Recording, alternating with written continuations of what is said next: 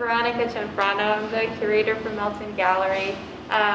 And I just want to once again thank everybody for coming out, and those of you tuning in on Instagram Live, thank you for tuning in. I want to start off just by introducing myself because I'm fairly new to the university. I just recently moved here about 7 months ago from Philadelphia, where I ran my own pop-up gallery called Champions of Empty Rooms. Yes, I take myself very seriously. And that was based on the idea of art galleries not occupying neighborhoods permanently and changing the landscape of that neighborhood, but being there as a service to the neighborhood that we were in, because there were many areas in Philadelphia that didn't have access to the arts. And I think art is a necessity. And so that's what that was based on. I ran that for 5 years. I was also a professor of studio art at 5 different institutions in Philadelphia, and a freelance graphic designer. So I have my MFA in studio art, so it's a bit of a different path towards curatorial work, but one that I really cherish. I really enjoy the work here. So I'm really glad to be here at UCO. This was my first exhibition working here at UCO, and it was actually, everything about this exhibition was a collaborative enterprise, including the curatorial part. So this was originally started by our Dean of College of Fine Art and Design, Dean Whiteout, and I just sort of kind of took it over and changed a few things as it progressed and grew.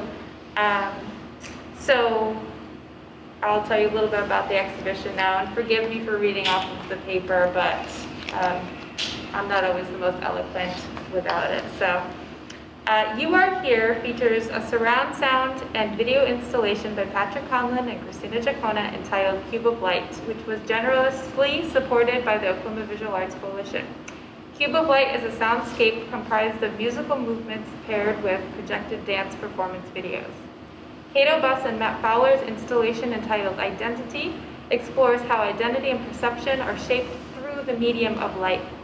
It includes multiple projections of a non-narrative film, one of which is meant to bend the light of the projection to create dimension.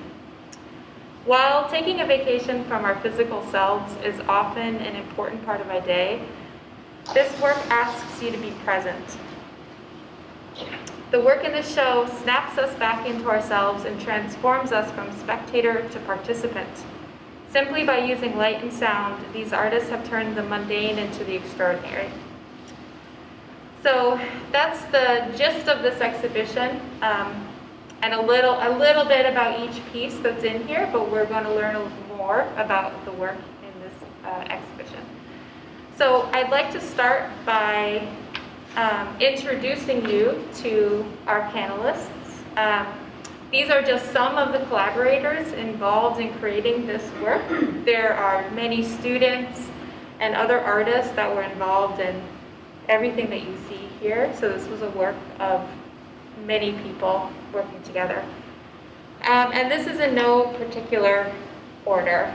I thought I should mention that this is a pretty informal discussion. I would like us to all, if we have questions, ask away. If you have a comment, go for it. I don't even think, well, some of you will introduce yourselves. I'll introduce some of you. So don't be shy, I guess is my point. That goes for everybody here too. And anyone viewing this on their phone, you can DM, slide into our DMs and ask us questions if you want. And my lovely gallery staff will relay it to me, and I'll ask them for you. So, Tina Campbell was born in Florida and lived in New York for 12 years before relocating to Oklahoma, where she is a full-time faculty member in the Department of Dance at the University of Central Oklahoma. Her choreography, which has been commissioned for professional companies and universities, has been presented in Mexico, Canada, and in the U.S., including the Kennedy Center in Washington, D.C. She is a certified movement analyst from the Laban Bartonet Institute of Movement Studies and a registered somatic movement therapist. During the summers from 1999 to 2008, she was a visiting faculty member at the New World School of the Arts in Miami, Florida. She has taught throughout the U.S. in Mexico, Northern Ireland, Guatemala, and South Korea. Most recently, she was accepted to the Fulbright Specialist roster. Welcome, Tina. Thank you. Christina Jacona, co-founder. Christina Jacona is the producer, conductor, artistic director, and contractor for Onyx Lane. She is also a lecturer on American music for the School of Music and affiliate faculty for the Film and Media Department at the University of Oklahoma, and holds the Janice and Alan Donnenbauer Clarinet Chair with the Fort Smith Symphony. Christina produces the Ruggles Native American Music Series at the University of Oklahoma, is the former executive director and clarinetist for the Los Angeles New Music Ensemble, and serves as a session producer for film, classical, and popular recordings. Christina has worked on recording projects with Grammy-winning engineers and producers. Welcome, Christina. Okay, Dustin Ragland is a multi-instrumentalist based in Oklahoma City, working to weave together a musical life with literary and philosophical creativity. Dustin works for the Berlin-based music technology company, Ableton. Did I say that right? Ableton, sorry, as brand manager for the southeastern United States. Dustin has taught at the Academy of Contemporary Music and Berklee Online and guided workshops at Oklahoma Contemporary Art Center. He is also a busy recording engineer and session drummer working across a variety of genres, production settings, and performs as a live drummer with Bo Jennings and the Tigers. He writes and performs his own music as Young Weather, recently releasing a set of 9 songs and 9 poems in digital, audio, and zine form, published by Literati Press. His performances include a real-time composition and environmental capture at Daily Tous les Jours, close enough, French, musical swings in Oklahoma City, hybrid, max, MSP, and modular synth shows, and live ambient sets at Norman music festivals. And you can find his work at youngweather.com.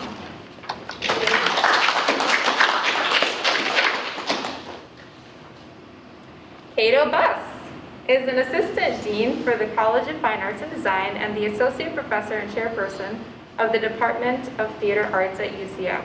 He has more than 20 years' experience as an actor, director, and teacher.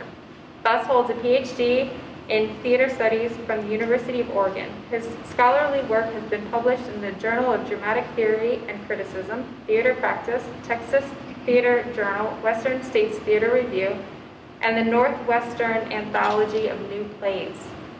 As a theater director, Buss has received a Kennedy Center American College Theater Festival Certificate of Meritorious Achievement. I use that word all the time. His work has been screened at Comic-Con International, Dead Center Film Festival, and Fantastic Fest. Welcome.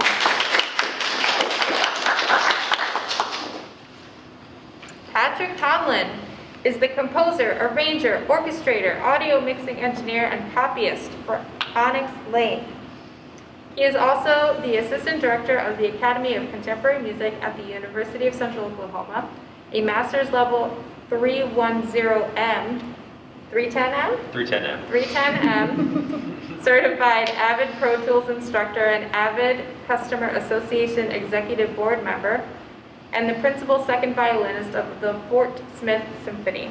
Patrick is an expert in digital audio workstation and performs analog and digital recording, editing, mixing, and mastering services. Patrick has been hired to accompanying touring musicians and local pickup orchestras for many artists, including Weird Al Yankovic, Smokey Robinson, and the Mozart Orchestra of New York. Welcome, Patrick. And those of us that could not be here today, I just want to give a shout out to Matt Fowler, who was the collaborator with Kato Bus on Identity, which are the two pieces on opposite ends of the exhibition. Matt Fowler is a filmmaker based in Oklahoma City. Two of his short films, Stanley Gets Fried and Mobius, have been official selections of Dead Center Film Festival. His creative endeavors trend toward the non-narrative avant-garde, reflecting the absurdity of our existence. He is a staff member at the University of Central Oklahoma, holding the position of front-of-house manager at Mitchell Hall Theater in the College of Fine Arts and Design. He holds an Associate of Arts degree in Film and Video Production from Oklahoma City Community College and a Bachelor of Fine Arts degree in Theater Performance from the University of Central Oklahoma. He is currently seeking a Master's of Education at Southeastern Oklahoma State University in Durant. We'll give him a round of applause, too. And I should note that the reason Matt Fowler cannot be here tonight is because he's busy preparing for another event that's happening in Mitchell Hall, where our dancers are going to be performing that are in the videos in this exhibition. So it's all tied together. So those of you that I have not introduced, we'll start with you. If you just give us a little rundown of who you are. So don't be quick. This is actually my 10th year teaching full-time at UCO. And next year will be my 20th year teaching at UCO. So I've been here a long time. And then teaching dance, specializing in jazz, but also I'm in charge of the dance education degree. So that's been a pleasure. And then I'm also the founding director of Raise Dance Collective, and so we were the other partners in this collaboration as well. So. And then another faculty member who wasn't able to be here is Kim Loveridge, and she is an adjunct faculty, and she did the Big Bad Wolf number, which will be singing as well. Welcome. And I just sort of showed, I was coming just to be an audience member. No, you get up here. I also did one of the choreographic works, and I'm the managing director of Raise Dance Collective, and my name is Audrey Johnston. And then there's another faculty member named Austin Nieves, who's also an adjunct faculty member, but he's also in Raise Dance Collective. So we're just a big happy family, and he has a piece in the show as well. So it was great because Patrick came to us with an idea, and we understood that this was an opportunity to not just have one group do the work, but have lots of groups so that we could allow for more opportunity to work. And so it was wonderful to have that. So thank you, Sue. Thank you. I mean, like Heecha was really both an incredible choreographer for us, but she was also our ambassador to all the other choreographers to get them hooked on the project. And so she was really our rather than us going, it's like, hey, we're these crazy musicians who want to do a 40-minute dance film. Heecha going to them and saying, like, hey, I know these crazy musicians. Suddenly people start saying yes.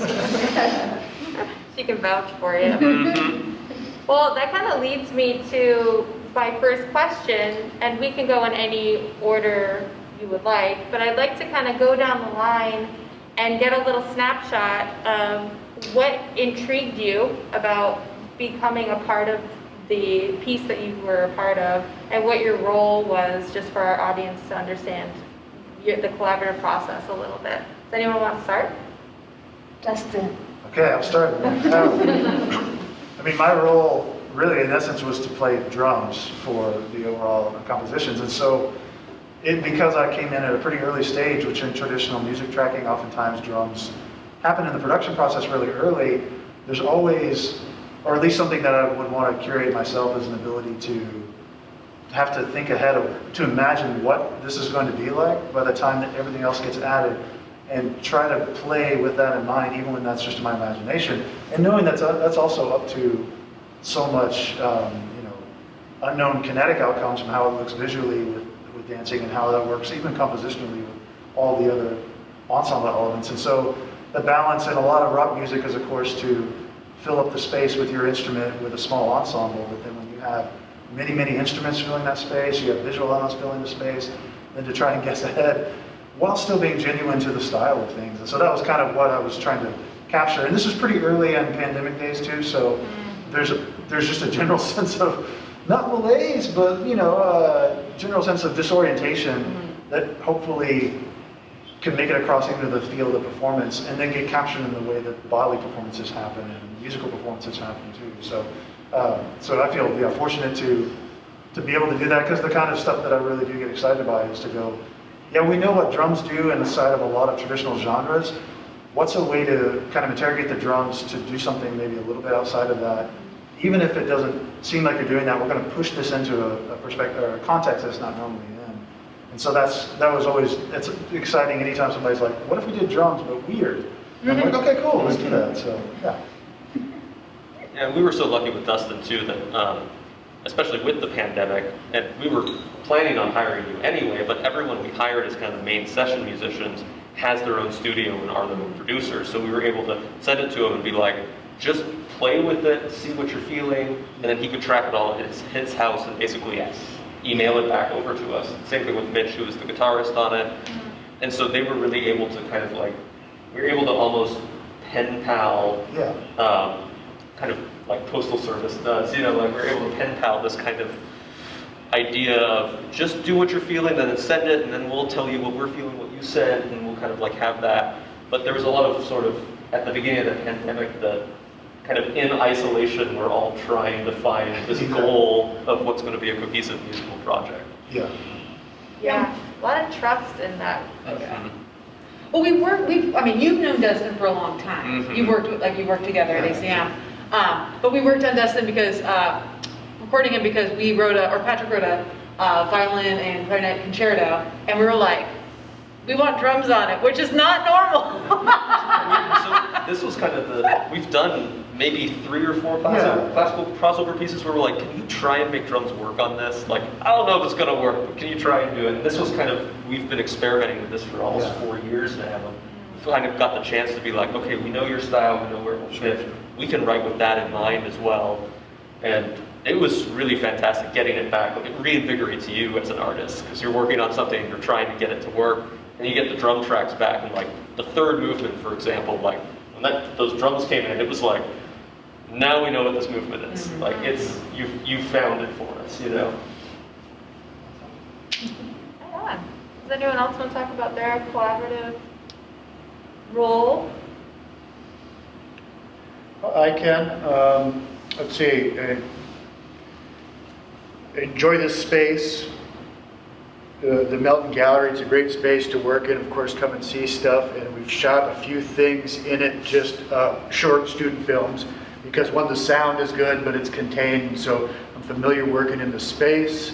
And then the opportunity to collaborate in CFAT is always, College of Fine Arts and Design is always intriguing, because we can get kind of insulated or isolated into our own areas, but the chance to work with such talented people is always fun. And then, of course, getting students involved. So when the idea for the first grant came up, it was adding a cinematic component to the piece. And it was talking, one of the inspirations was about digital identity and what that means. And so I recruited 5 freshmen who hadn't been on stage yet, so we're pretty new to the department. And I wanted to use freshmen. And I didn't tell them anything, really. I copied and pasted a bunch of the most convoluted scientific theory of relativity, kind of nature of light and space verbiage I could find that made no sense, to me at least, which isn't a stretch. That made no sense, but it did kind of address this idea of the nature and our perception of a digital reality. And then I gave these freshmen these chunks of dialogue that were really convoluted and difficult to make sense of. And they're like, well, what am I saying? Who am I? I'm like, well, you're just yourself. Memorize it and say it. So they were kind of working in the unknown, which was cool. And so they weren't really able to act it necessarily, which I didn't want them to do. Right. They just had to make sense of this really dense material. Yeah. And they understood the nature of digital reality, of course, far better than I do, because they are in their 20s. But then to kind of dig deeper into that, and just to say that where we've got to now with the, well, I don't have a phone on me, Where we've got to now with the phone, right, also has a lot of, so many elements of time, space, light, movement, sound, all these things. It's just the trajectory and the velocity of where we're going in terms of digital identity is on a supersonic drive there, and they understand it better. And I love what they did. I love what they did. And 3 of them were in here tonight. 2 of them were part of the project. 1 got to see herself for the first time. Aww. And anytime you get a student who does something, they see themselves and get that feeling. That's what it's about. That's pretty cool. Yeah. To me, that's a perfect analogy for the disconnect that sometimes digital communication, because it lacks context, it severs sort of the ability to have a depth of understanding of something, and that idea of giving this huge amount of information to a person without context Right. and having them just read it. To me, that's a really good analogy for how we interact with information now, in a very sort of two-dimensional, kind of removed, everything fits in a sound bite kind of way. And that's really good for some things, and I'm not like here to take the stance that phones are evil, but it is really worth digging into a little bit what the repercussions of that might be on your identity, your sense of self. Absolutely. Yeah. Absolutely. Anyone else? I mean, I think dance in its nature is a collaborative process. And I think for the piece that I did, it was collaborative from the get-go. Almost every piece of it was. And I think because of the nature of the piece itself, it had to do with identity, achievement. I had to have them create as they were going along so that they could find that achievement within themselves as we were creating the piece about it. So it seemed like pretty natural to allow their process and allow their creativity as we were doing. So we, some choreographers put the work on the dancers, some create as they go, some just have them improv, and it amalgams from there. And so I was pretty deliberate in chunking the music because it was in such big sections that I was able to take a section and go, okay, here we're going to split up in groups, and you're going to come up with this choreography based on these words that we pulled out of the sensation of the feeling of diffusion, or so it was a really neat process to see how they worked through it, and I think they all really learned a lot about themselves creatively as we went on. So it's cool. Yeah. You want to go next, Tina? Sure. Yeah, so this was, when you're, a lot of times you, as a choreographer, you either have an idea you start with or music that you have found that you're drawn to, and then there's music that's gifted to you. So that's what this process was like. Oh, so I had it just worked out that I had the first and the last pieces. So I kind of treated them like they were a little bit of bookends. So there's kind of a motif in the, that travels from one to the other. And I was working with the idea of light quite a bit. And so the one film was done at sunrise. Dancers got there at 6:30 in the morning, which was pretty big. I thought they got there earlier than that. Was it early? Yeah. 6:15 maybe. It was early. It was dark. It was a little creepy. But it was really quite beautiful. And then the second one was that as the sun was going down, we got there at 4 and shot for about 3.5 hours. So it was really great. We worked with Josh Bibbins, who's not here, as he did all the filming, and he was amazing. So that was the next step of collaboration, was to kind of just hand it over to him. And he had a little bid of an outline of what ideas I had. But then it's just like, sending your kid to college, and you're no longer making the meal. Actually, I'm still making some meals, but Yeah, and it was just amazing to see what he came back with and how he put it together and what he saw, and so it was a really interesting process. And I think also really great for our students to go through that process, because the rehearsal process is very different. You know, you work on something, you do it with film. He did probably, what, half a dozen takes of a section most of the time. From different angles, he used a drone, would get really close up to one dancer, and I'm sure has, you know, tons of footage, and then in his brilliant way, you know, put it together. So, yeah, so nice, you know, just collaborations kind of all over. And my dancers too also created some of the work as we went along a little bit, some of the solo and duet work. And you both had mostly freshmen I had dancers? Kim and I worked Uh-huh. with the KD2 company, and Okay. they're comprised mostly of freshmen and some incoming transfer students. And then Tina has most of the upper, I think. Yeah, there's one or A couple two of sophomores. freshmen, sophomore, most of them are junior, senior. Really impressive work, Thank you. truly. They did a beautiful job. Yeah. Audrey, would you like to? I already talked about these people. Yeah, this is the first time I was behind the camera for a dance film.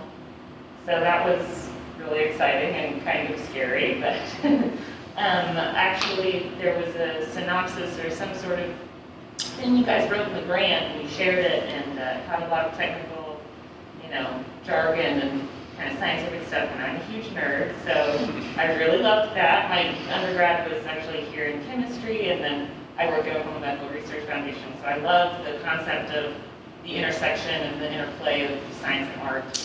So really that was just kind of my starting point for my piece, and we used a lot of elements of light. You know, we used the tunnels downtown, which have very vibrant colors in there, and Josh was amazing. I mean, I just kind of showed up. I had never even been at the tunnel before, and I was like, hey, what if we did this? And he's like, what if we did this? And so it was just really easy to bounce off of each other, and also the music as a starting point. It's like the impetus for all of it was really great.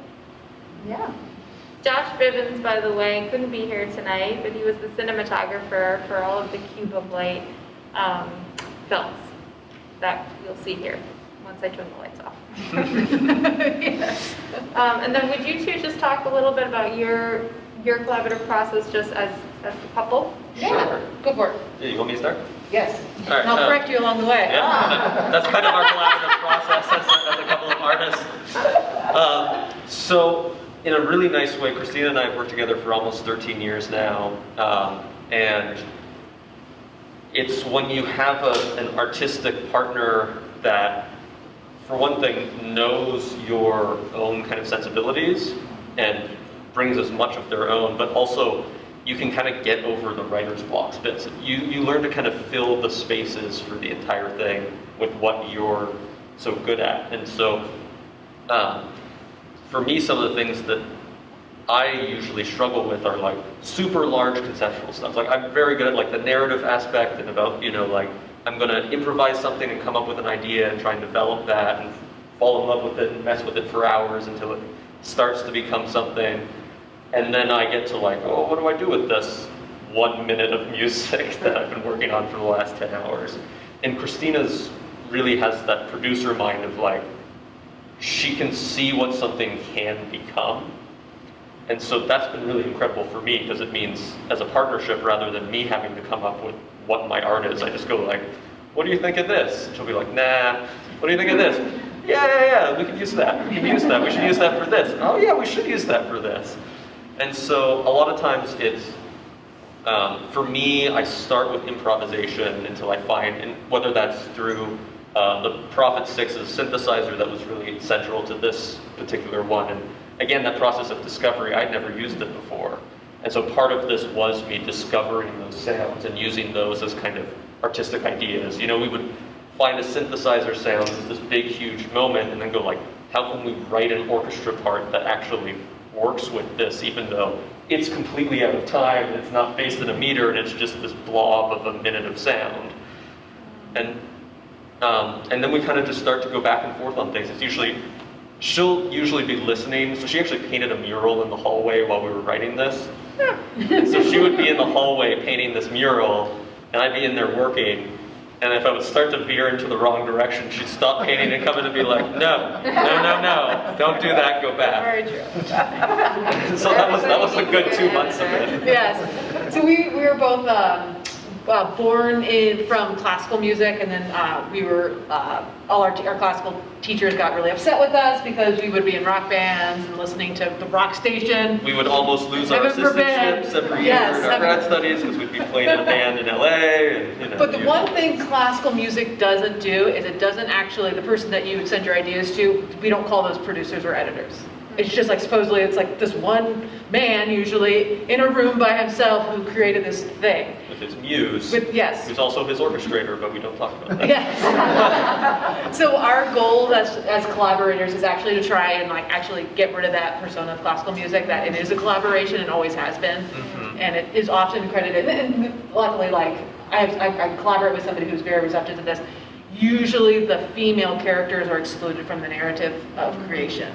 And so part of our mission is like, no, they get credit too. And we've been very intentional about this because it's something that they will just assume I'm the composer. And so it's like with the, even I'm with, shocked. right? It's like, do you think the white male is the composer? It's so strange. Here.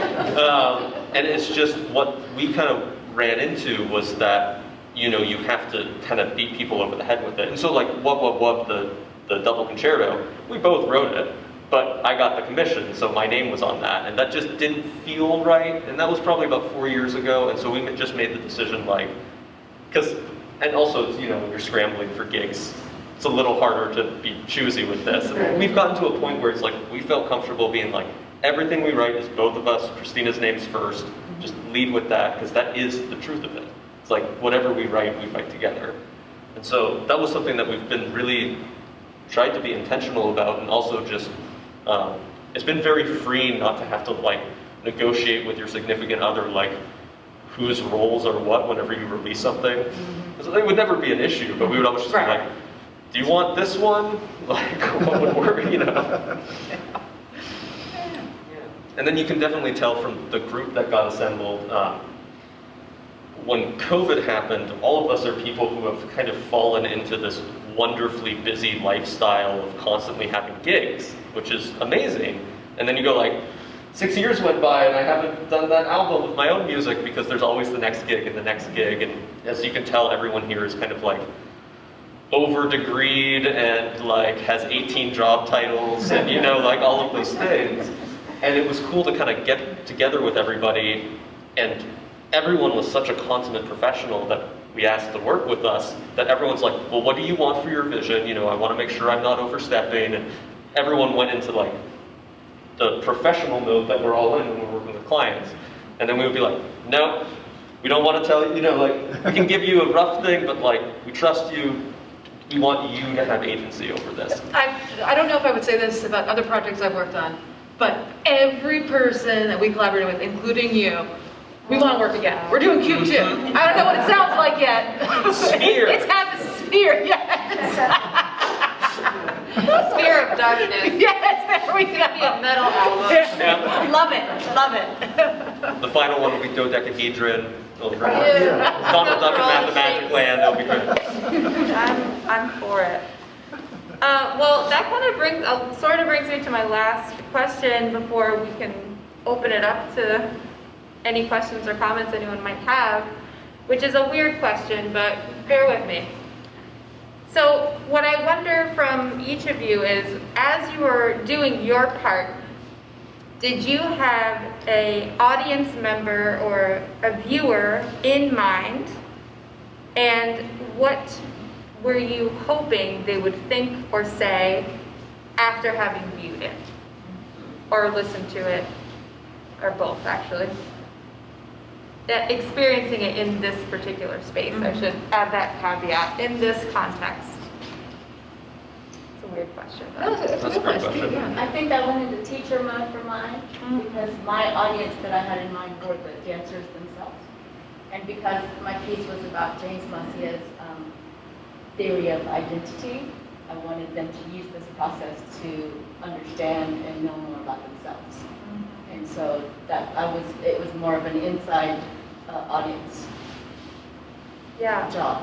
And what feedback did you get from the students after they saw themselves projected? I think it was less verbal and just more of an internal confidence that I saw.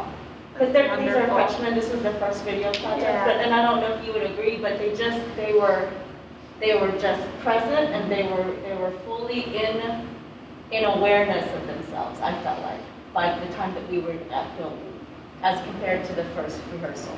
So, in a sense, we went through the diffusion and foreclosure and moratorium, and I think they achieved what we set out to achieve with the number, while also asking questions, because we did have many conversations about different questions that they might have approached or that they asked themselves. And you know, it was also a very politically charged time, and it's a really wonderful time to be wondering, who am I? What do I stand for? And so that's how I interpreted the light portion of it, was just an awareness of coming into yourself, which to me is light. Yeah. So they were my audience. That's wonderful. Report. I mean, Well, watching their absolutely. faces, oh, I'm so sorry. I mean, I think they were looking at themselves on the screen and watching people watch them on the screen, and they were like, I did that. Like, I did that. You know, I think they felt empowered Yeah. watching their reactions, yeah. What were you gonna say, Kato? I was going to say, no surprise that each is brilliant, and so if you get a chance to follow her wise words, you jump on that because it makes you sound smart too. But I would agree, she's an incredible teacher, and then leads with the students in mind and her collaborators, and then so you try and find people that you can kind of model yourself after. So I would say the same thing, like giving the students the opportunity. I think it's all about really, hopefully what we're about is providing opportunities for young artists to express themselves. And so I love and appreciate what you said about that. And I was trying to do the same thing. I think my audience was when the student can come in and see themselves and have that land. Part of also what I like though is the confusion of not knowing what anything means anyway. So you get kind of into these uncomfortable zones or these fear zones, you might call it. You know, I don't know what I'm saying, or I don't know what it's going to look like. And so to get into that, then you know, one of my great mentors said the unknown is the location of creation. So you get to that spot where you don't know what's going to happen, that's where something actually authentic can come.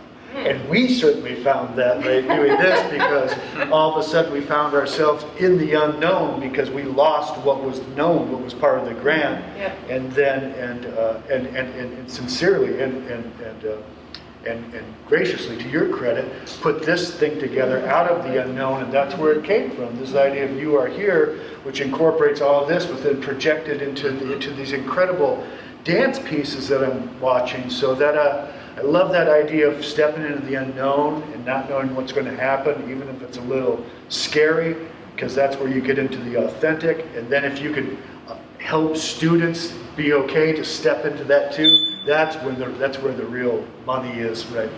To see them have that experience. You're absolutely It's right. quite moving. That's where the artistry is. Yeah. Yeah. I call it building the plane while you're falling off the cliff, but that's just me. It gives you a rush. You get addicted to it after a while. Sure, yeah. Musically, I wanted this music to be, okay, so this is going to sound like a weird comment first, let me preface this. So people who mostly listen to classical music like to think they're highfalutin and they're listening to the deepest and the darkest and the most meaningful music, and they always say like popular music is too shallow and unsophisticated. And so what I wanted, I didn't have any, I knew people who listened to complex popular music, would totally grab onto the classical elements of it, but I don't know if the classical people were actually sophisticated enough to grab onto the other side. And so this, musically, I wanted to write a piece for the audience that brought them together and kind of examined both sides more. And so especially in the choreographed piece that Hicha did, it's a classical piece that transfers into this very Muse-esque sounding rock track. And so I was just trying to bring those worlds together. And I always had this idea that this piece, this show, would transform into another show somewhere else, in another space. And so always bring whoever sees it in this space will always have that connection, the home to Melton. And then they'll see it as, oh, I saw that, you know, when it first was originated, while they're putting videos on every month, you know, into this creation kind of thing. And then they see it, experience it somewhere else. So that was my hope for the audience. Yeah, I like that. Yeah, Gotcha. I think there were a couple of sort of abstract things. So one of them was just, we'd been doing so much, I mean, like, it was artistic work, but it was always to a commission and to a specific thing and kind of like externally controlled. And so we definitely jumped at the opportunity to be able to make something that was just, it was going to be what it was going to be. We were like, we will let the art tell us what it wants to be and try and follow that and be like, what do we sound like now when we're writing just all options are open? And kind of the one rule that we wanted to do with it is we didn't want to, I'm saying we, I mean, I know one of the things that I definitely wanted to do with it was, for one thing, be a full kind of narrative throughput for the whole album. So it's really it's a piece that has movements. And then for the other, for it to not be boring, even though there's large instrumental sections, large things like that. So we did a lot of, anytime you do art, there's a ton on the cutting room floor. And we would just do tons of like, can we have this minute of space here without losing interest? And so that's why there's a lot of kind of big feel shifts and things like that, and like why it was so great to get the drums in there, because that's the thing where it's like, okay, we've been in this amorphous feel for a little bit too long, now there's a beat. Okay, we've been here for a little too long, now there's this next thing. And compositionally, the way I always think of it is, the way I talk to my students about is zooming in and out. And so for me, like any large form art, and kind of the larger and longer the art is, the more levels of zoom you have. It needs to be interesting at the furthest zoom where you're just kind of looking at the whole thing. You're like, is it a fast song and then a slow song and then a pretty song and then a harsh song? Do you zoom in and there's complexity and difference in the structure of each piece? Do you zoom in and the harmony and the instrumentation's complex? Do you zoom in and then there's like, I mean, we spent 3 months just nitpicking and adding vocal throws and just these tiny things that no one's ever going to hear. Dustin will hear. Dustin will hear, because he's amazing. He's an engineer. But it just gives you a sense of, oh, that sounded interesting. And so we really wanted to put the time in to do it right. And so I think that was really, for the audience, I wanted there to be just this very complex piece that if you aren't interfacing with any of the detail, you just get this sense of like, that was a really big swell. And if you're listening to it, you go like, that was, you know, 3 brass quintets on top of each other and a full orchestra and 18 synths and electric guitar and, you know, like all of these things to make something go rock. And so I think that was kind of where we didn't want to get lost in the compositional complexity and lose the just kind of gesture. And so we were trying to be very gestural and not, but do all the detail work to get there. So, Right. That yeah. makes sense. Yeah, how about you for the I drum? know, yeah, that's a good Because we were question. like, Dustin, Here you go. make drum. Make grooves. Yeah, I mean, just in kind of absorbing everybody's conversation in terms of how collaboration landed, again, kind of coming in at a stage where I had to either project imaginatively what's going to be going on to these bones, because I'm making these bones, but you know, I don't know what the body's going to be like on top of it. Two is, you know, I think I was probably zoomed in for most of my stage just because I'm engineering myself and writing some parts to go with what Christina and Patrick are bringing. And with that, you know, staying kind of zoomed in on the sound engineer level, on the musician, making sure you play it well level. it's been amazing just sitting here kind of listening to the responses and listening and thinking even specifically about for the choreographers and for their dancers as they come in. At that stage, they're going to be listening to my contributions to this as part of an ensemble. And that's where my background in more kind of pop music and rock music coming into working with classical and orchestral music is that you have to lay aside so much of what you're doing because you're part of this larger sonic whole that if you're not there, you notice that. And like you mentioned, it can be interactive and reactive in a lot of ways, but there's also still the reality of I want to learn to better be part of an ensemble. And when that's the case, you also have this ensemble extended into the idea of bodies moving alongside the instruments, which is part of the ensemble of, I think somebody mentioned the environment that you're in. So imagining a dancer out, for example, at the lake, and their foot going onto the grass, they might be just responding to my piece of the musical puzzle functionally. It's time, it's meter, but they're bodily responding to the feel of that at 6 a.m. or whatever, as well as the instructions and the guidance from what the vision is from their choreographers to the way that they interpret that for themselves. And just seeing yourself as part of that whole, you realize that this breaks open not only some of the hierarchical, gender-based or racially based ideas about composition and music, but also the way that we experience that in times when we can't go to traditional rock shows or chamber halls or anything like that. The ensemble now draws in people's bodies in different ways, and just of how that can suggest something through the dance, through the way the music's written, and coming from being in my little room in my studio and going, okay, I think I'm interpreting this like 12/8 feel okay, and it's amazing, and it never ever gets old to see. Excuse me. And the more that we, in the educational context, are able to give that to students and be able to see that they're not going to run out of the charm of all of this. They're not going to run out of the, I'm trying to think of non-prodigious words to say for that, but really the magical elements of it, the surprising elements that's always surprising you is really fun to see, if that makes sense. Yeah, I always used to tell my students that creativity is a resource that you can always depend on. And if you put in the work, it's even more dependable, and it builds, it's not just like magic. It doesn't just show up and you're just creative one day. It's a lot of hard work, and the more you work at it, the more you can depend on it as a limitless well that you can draw on. So anyway. Did you want to touch on your? Yeah, I don't really have an audience member in mind when I'm creating something, unless it's, again, like a really specific commission for a specific group. Right. Otherwise, I don't really have anything in mind, and mostly I really just had to focus on getting the work done in a way that I've never done before, which is wearing masks and not touching and not hurting. It's enough.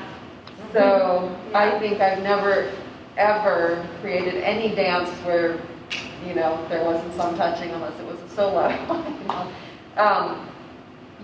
So yeah, to create, because I did it's approximately 4 minutes, approximately 8-minute work, and they move in and out of each other, so it was a way to, I guess, without a specific audience member in mind, but thinking about the audience, how will they still see relationships? How will they still see the individuals? And how will they see them relating to each other in the space without being able to have that kind of interaction? Yeah, that makes sense. Yeah. So that was the challenge, and it was, those are always interesting ways into creativity when you have those challenges or limitations. Oh yeah, 100%. What about you? We can't wait to touch again. All choreography is going to be everybody touching. Group hugs.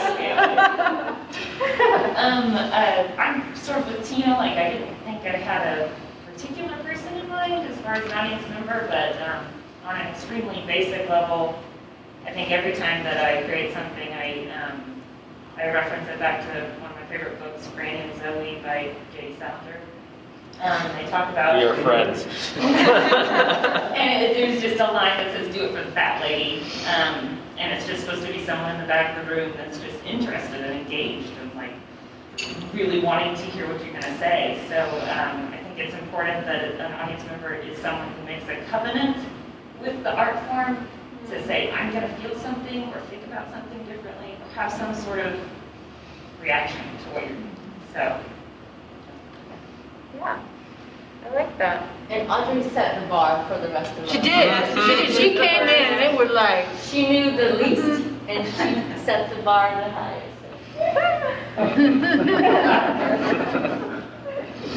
And I'll say just quickly for my, as the person sort of figuring out how to orchestrate this, and my intention usually, and almost all the time, for any exhibition that I've ever planned is to speak to someone that's never been to an art gallery before and maybe doesn't feel so comfortable coming to an art gallery, and try to make it as engaging an experience and as intentional an experience as I can possibly make it. Because I have that background. I was that kid that never went to, who's gonna take you to an art gallery? It was like one of those experiences. And I came into the arts through art education, and then I decided, let me try being an artist. And so, yeah, so that's my faceless person is a person that's sort of kind of maybe timidly walking through the door and going, ooh, do I belong here? That's my person all the time in my brain when I'm making exhibitions happen. So that's my intention. Well, So I just wanted to say thank you to Veronica for giving this a space to grow. I mean, like, a lot of art became homeless with the COVID-19 pandemic, and having a home for this art really made it something that we could kind of gather the community around and say, like, we have a piece of art, it has a home, do you want to all get together and build this? And I think that was really just the warmth and the patience that you had with us. It was really like having that space really let this become what it was going to be. Oh, thanks, Patrick. My pleasure. It's been a joy. On that note, does anyone have any questions, comments about the work for each other, for us? I have a question for everybody who contributed in some way. What was your first reaction? We sent you some really weird music. Dustin, we sent you some really weird things. We were like, we're going to let it be what it's going to be, and then we're like, what are you? Okay, let's make it interesting. We'll do one word. One word reaction. I love it. Maybe we'll do 2 words max. Oh wait, I gotta start with one word? Yeah. Okay. You're the poet, right? Yeah, oh gosh. One word for this first thing. I mean, it generally would be provoked. Okay. Yeah. All right.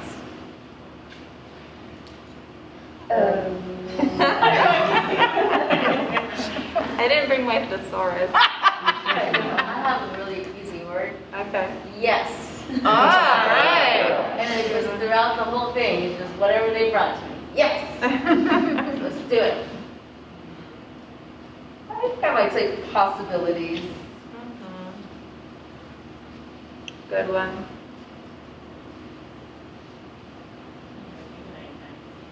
I mean, it was just so many times together. It's hard. And I felt like there was like an energy, like a frequency, so maybe something like that.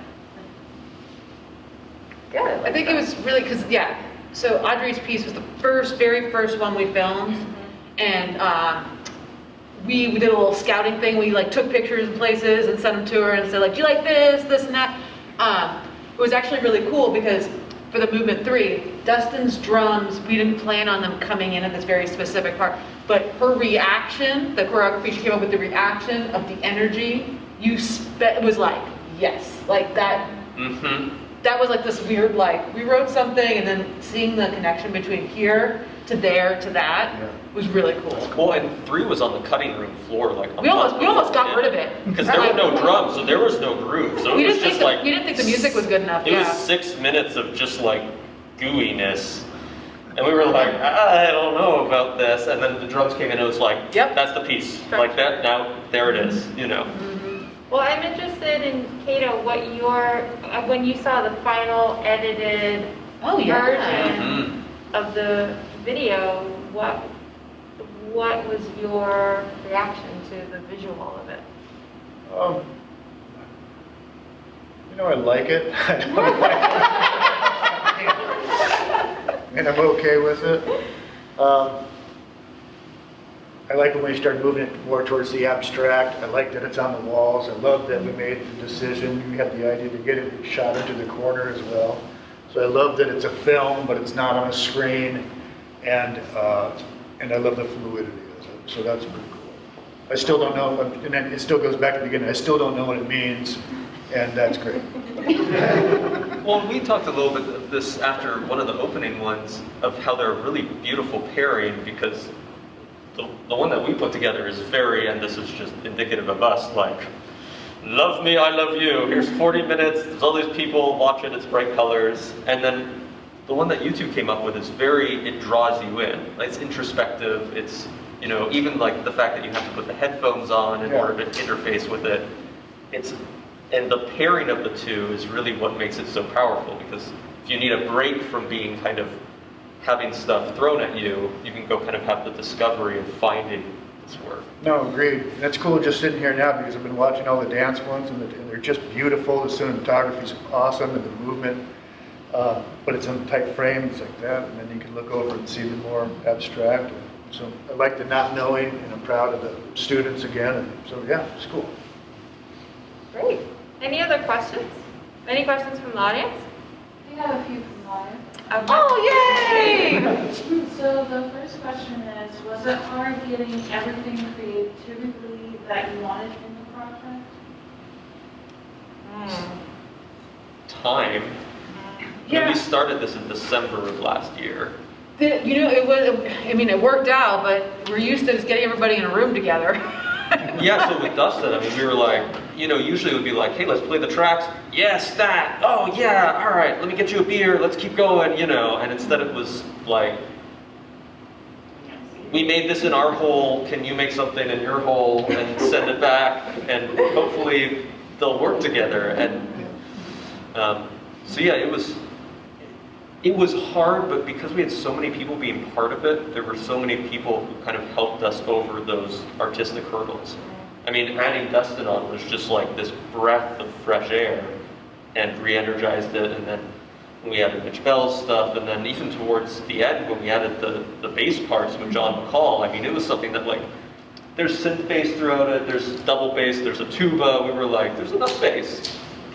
Do we need electric bass? And we were like, well, let's just try it. And then the answer was yes. The answer was like, oh my God, this is what I've been missing for the last year, Yeah. And so each of those collaborators made you able to put the next 100 hours into it. Yeah, the more brains on a problem, the more likely you are to overcome that problem. Usually, sometimes not, but. And shockingly, everyone was easy to work with. Yeah. And a lot of that is the people that we knew and we worked with before, but everyone kind of trusted each other and then let each other have the artistic space to be able to explore what they needed to. And hopefully, I felt like we didn't have to be constrained by each other's visions, and that was really powerful and great. Yeah, it's some of the, going back to even my one-word answer, now to turn it into many words, like the provoked answer was that I was provoked, and this is typical of most recording projects that I would even do, is that I kind of a mixture of immense self-doubt and immense I'm so excited to do this, and they're both just right there together in a stew, and so when you don't have the visual cues of someone in there on the other side of the glass in a recording studio saying, responding to their bodily movements, we're like, oh yeah, they're moving, and for a drummer, that's a big deal to be able to make somebody's body move like that. Even if they don't even notice, they're like, oh, they're nodding their head, okay, I must be doing the right thing. And then for us to have immediate cues, but instead you have a couple of weeks of emails and a phone call. I remember we had one FaceTime phone call where my kids are screaming in the background and we're trying to There were like two children awesome. in his head. Yeah, they're pulling my hair out. So there's things like that that it's fun in retrospect, but at the time you don't have the same kind of cues that can draw out that process. And it's amazing to see composers overcome that, producers overcome that, and then everybody else that's creatively involved throughout the process. When somebody else says yes to what you do, that's immediately, it gives you your second set of steam. So as much as my contribution would be a yes to what you were doing, when you were like, oh, we like this, I'm like, you don't hate it, all right. And so it just kind of, it builds off of that, and it's really neat to overcome those bits of either, practical difficulties or inner turmoil, for your parts of the community. Well, I don't think we ever told you this. So you were the first not us thing that was part of this. And so we'd send him all the tracks, and then you just wait. And you're like, What's gonna happen? are they working on it? Is it happening? Like, I trust Dustin, I'm sure it's good. And so we had a couple weeks where we were just like, is he going to send us anything? Like, we know he hasn't done, and he's posting these Instagram things, and we're like, oh, look, he's working on all those other projects. And then we feel like they're ours. And he sends it to us, and we're like, oh, those are all the things he was working on for our project. That was surreal. Seeing Instagram little snippets of audio, and you're like, Because we're just cool. like, we know you're busy. Yeah. Oh, look, he's tracking cool drums for something else, it's fine. And then we're like, that was for us. Yeah, well, that makes perfect sense. COVID, all of the people on this panel make work with other people. They need other people to do the things they need to do. It'd be one thing if this is all painters that worked alone in their studios, which I know a lot of them. I am one. And COVID probably would not affect me at all. I'd be having a great time by myself, doing my thing. But you all have had to overcome such a huge hurdle for the things that all of you do. Well, obviously COVID is terrible for reasons that we all know, but a couple of things to come out of COVID, I think, I've never had the attendance for classes, for dance classes has been awesome, because if they're not there physically, they gotta be there on Zoom. So, it's been, the people that are there present, and I know that it's not every campus, but we're, luckily we've had it set up safely so that our students can come and be on campus with us for dance classes. They certainly have learned not to take it for granted. And so with every rehearsal, it was, let's go, let's get this done. And I know the timing of it for race, because we as a company didn't know how we were going to proceed and have work for our dancers. And so this was the first project to come post-COVID that we understood, okay, we can do this. So it was a perfect perfect pivot from just sitting on our couches going, what do we do? But I feel like there is an overall feeling of gratitude for being able to do on whatever scale we have given to us what we do. And it's been so nice to be able to say, hey, we can do it. And now we're moving to video. And until we can move back on stage, and there's a way to safely do it on stage, but if we can't, there's this other option. And so it's given us kind of an opening of possibilities that maybe in early March, I don't think we were there to even think about yet. So. Yeah. Speaking of things being on stage, there's a show happening. They have to be across the street like 20 minutes. So we'll do one more question from the audience if we have another one, and then I think we'll call it a night for the discussion. I was just curious what the first piece was that you wrote, and did you write it all? Did you write all the music and then bring in the collaborators, or was it real linear, or was it kind of scattered? What was the first piece? So the first session was about an 8-hour just continuous thing of prophet sounds. Was it 3? It was 3. Might have been 3. I think movement 3 might have actually been the first. And It was 2. It was 2. movement 2. It was. Like, this is weird, I like it. Yeah. It's like, how many arpeggiators can we put on this thing to make it sound thick? So we have like 20 arpeggiators doing that. So the first movement was actually something Patrick wrote like a year before that. It was like 8 years ago. Was it 8? There was this little like minute and a half film scoring thing that never became anything that I was like, this is a cool build. We'll find you a home at some point.